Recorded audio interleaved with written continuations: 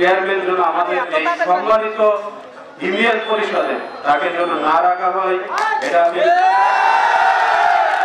গর্ভবতী ভাতা, বিধবা ভাতা, বয়স্ক ভাতা, প্রেগনেন্টের যে ভাতাগুলো আমাদেরকে বলে যে দাও, মোহাম্মদ যাইতে যাইতে আমাদের দেওয়া থাকে না। এবং আমরা তো জনগণের ভোট নিয়েই আমরা মেম্বার হয়েছি, সেই জনগণের চাহিদা আমরা পূরণ করতে পারি না। এক সপ্তাহ আগে 14 লাখ টাকার প্রজেক্ট আইছে, সেই প্রজেক্ট 6 জনে ভাগ করে নিয়েছে, না সে চেয়ারম্যান একাই ভাগ করে নিয়েছে। আমাদের সমস্যা হলো যে আপনার যেটা বরাদ্দ আসছে 28 লাখ টাকা টিআর কাবিখা এবং এলজিএসপি 8,31,000, 34,31,000 টাকা ওরা আমাদেরকে না জানায়, 6 জনে না জানায় আপনার এই প্রকল্প 6 জনে দিয়ে দিচ্ছে। একটা চকিদার নিয়োগ দেওয়ার কথা বলে 6 লক্ষ টাকা এনেছে।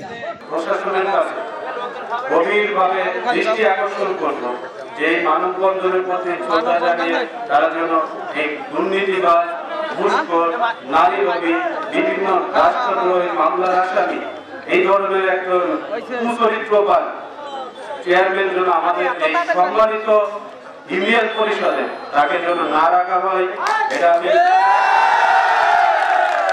এবং সেই সাথে আমরা আরো কিছু জিনিস ঘটনা তুলে ধরতে চাই যে আমরা যে এই ইউনিয়ন পরিষদের আমরা নির্বাচিত যে মেম্বার, সে আমাদেরকে কোনো রকম মূল্যায়ন করে না, আমাদেরকে কোনো মিটিং করে ফোন করে না।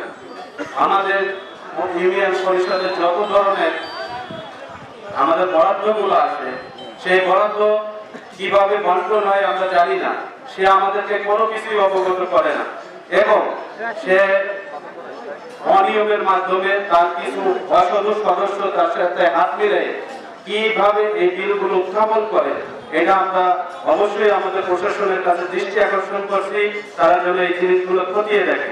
আমি সাবেক যুব দলের সাধারণ সম্পাদক বাবুখালী ইউনিয়ন শাখা এবং আমি সাবেক যুগ্ম আহ্বায়ক বাবুখালী ইউনিয়ন শাখা বিএনপি। আমি বর্তমানে প্যানেল চেয়ারম্যানের দায়িত্ব আছি যে কয়দিনে, এর ভিতর আমার বিরুদ্ধে যে অভিযোগগুলো আনিছে, অভিযোগগুলো মিথ্যা এবং ভিত্তিহীন।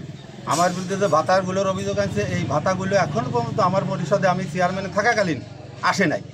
অতএব আমি এই যে যদি কোনো সত্যতা প্রশাসনের পক্ষ থেকে যাচাই বাছাই করে আমার সত্যতা পায় যে আমি টাকা নিয়ে কিংবা কার্ড বিক্রি করতে, কার্ড তো আমি দেই নেই, তো আমি বিক্রি করবো কিরাম আমার এই মেম্বার চেয়ারম্যানের বয়সে। 2টা টিআর কাবিখা আসছে, আমি প্রত্যেকের ডাকে প্রত্যেকেরই ভাগ দিয়েছি এবং প্রত্যেকে 2 লক্ষ করে টাকার প্রকল্প দিয়েছে এবং তারা প্রত্যেকেই টাকা উইথড্র করছে।